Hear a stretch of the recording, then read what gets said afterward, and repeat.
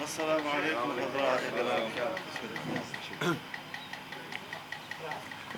السلام علیکم۔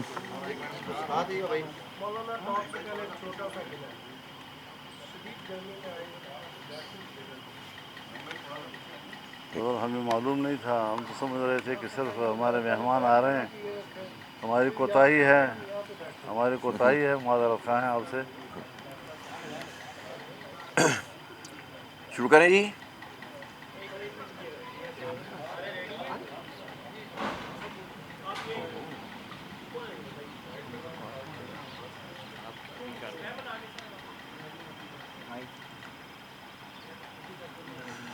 اچھا جی،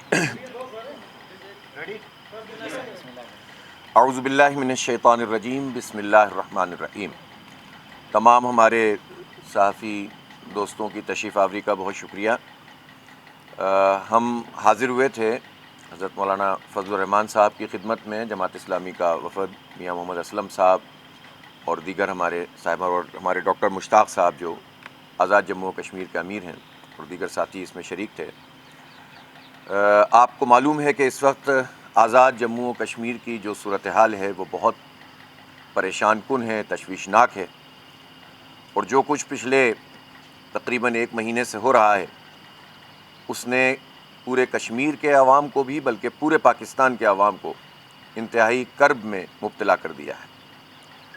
اور اس کے نتیجے میں ایسے ایسے خیالات اور امکانات یا خدشات سامنے آتے ہیں کہ جس کے بارے میں سوچنا بھی محال ہے، اس لیے کہ کشمیر کا معاملہ ایسا ہے کہ جو حساس نوعیت کا ہے۔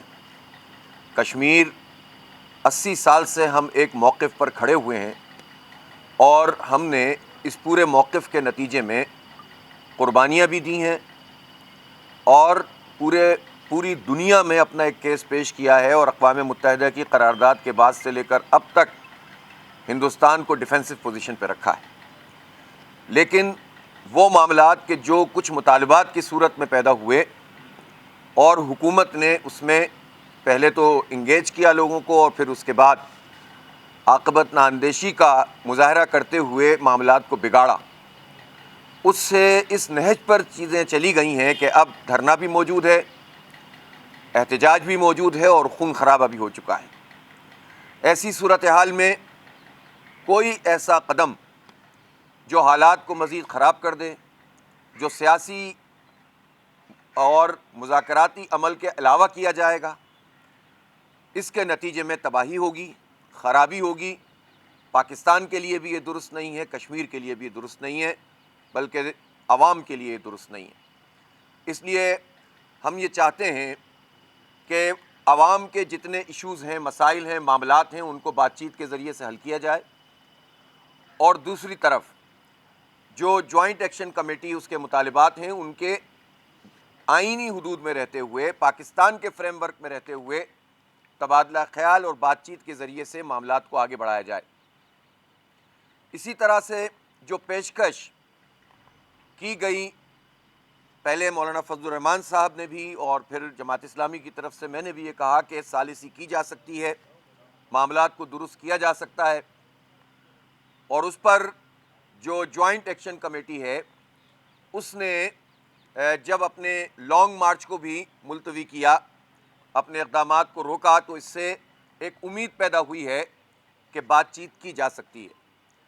ہم نے بھی اپنا ایک اجلاس کیا تھا، اور اس کے بعد کچھ لوگوں کی ذمہ داری لگائی تھی کہ وہ جوائنٹ ایکشن کمیٹی سے رابطہ بھی کریں، اور ان کو اس پر قائل بھی کریں کہ ایسی چیزوں پہ تو ظاہر ہے کوئی بھی بات نہیں کر سکے گا کہ جو پاکستان کے فریم ورک کے علاوہ ہوں گی، لیکن باقی ہر وہ چیز جو عوام کے مفاد میں ہے، پاکستان کے اور آئین کے فریم ورک میں ہے، قانون اور ضابطے کے مطابق ہے، اس پر گفتگو بھی ہو سکتی ہے، اور ان مطالبات کی وکالت بھی ہو سکتی ہے۔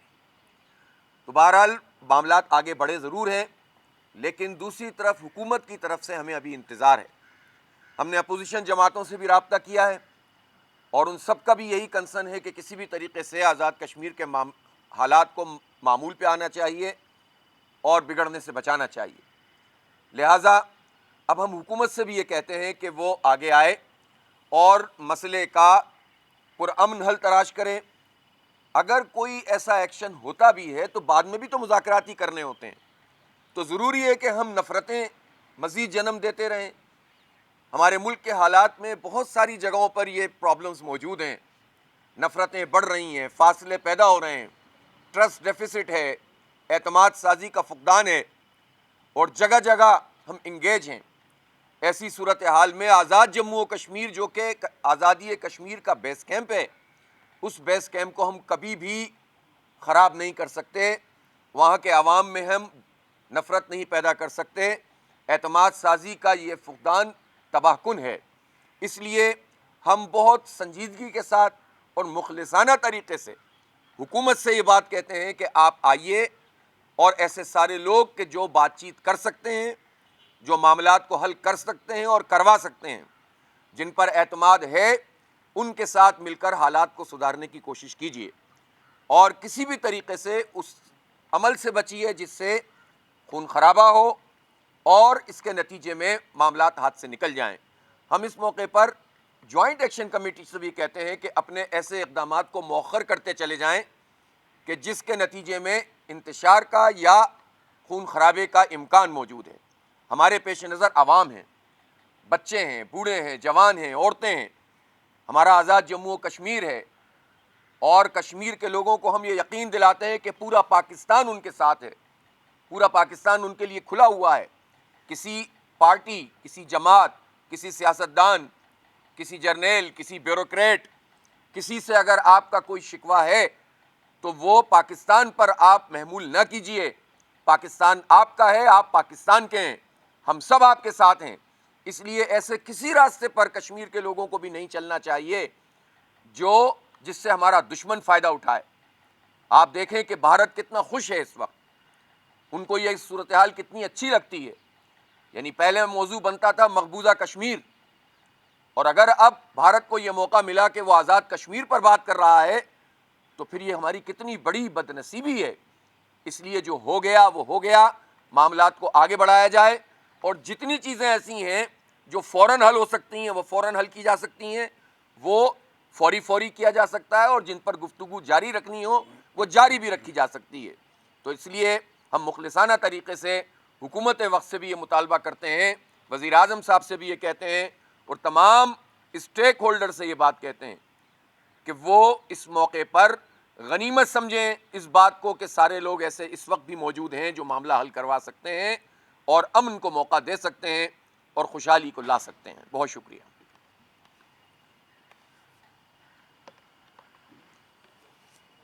بسم اللہ الرحمن الرحیم. نحمده ونصلی علی رسولہ الکریم. محترم حافظ صاحب کا میں تہ دل سے شکر گزار ہوں, وہ تشریف لائے اور انہوں نے ہمیں عزت بخشی. جو گفتگو انہوں نے کی ہے میرے خیال میں یہ ہم سب کی ایک ہی آواز ہے. میں صرف آج آپ دوستوں کی یہاں تشریف آوری کا فائدہ اٹھاتے ہوئے کچھ تفصیل بیان کرنا چاہوں گا. سب سے پہلے جو میرے ساتھ رابطہ کیا وہ محترمہ مشعل یاسین ملک صاحبہ نے کیا, اور ان کے ساتھ ملک صاحب کی اکلوتی بیٹی جنہوں نے 1.5 سال کی عمر میں اپنے والد کو دیکھا, اور اس کے بعد اب وہ 10 سال سے اوپر ہو گئی لیکن اپنے والد کو نہیں دیکھا. ان کے احساسات تھے کہ جہاں پر میرا شوہر اس وقت پھانسی کا انتظار کر رہا ہے اور انڈین جیل میں ہے, جب یہاں کے حالات ان تک پہنچیں گے تو آپ بتائیں کہ ان کے احساسات کیا ہوں گے. جس نے ساری زندگی اس کا دل و دماغ, اس کے جذبات